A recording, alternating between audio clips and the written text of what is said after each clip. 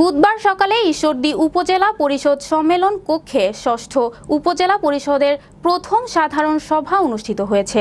নবনির্বাচিত উপজেলা চেয়ারম্যান এমদাদুল হক রানার সভাপতিত্বে ও উপজেলা একাডেমিক সুপারভাইজার আরিফুল ইসলামের সঞ্চালনায় এ সময় উপস্থিত ছিলেন উপজেলা নির্বাহী অফিসার সুবীর কুমার দাস, উপজেলা কৃষি অফিসার মিতা সরকার, ঈশ্বরদী থানার অফিসার ইনচার্জ রফিকুল ইসলাম, উপজেলা স্বাস্থ্য কর্মকর্তা মালিকুল আফতাব ভুইয়া, মাদকদ্রব্য নিয়ন্ত্রণ কর্মকর্তা মামুনুর রহমান সহ আরও অনেকে।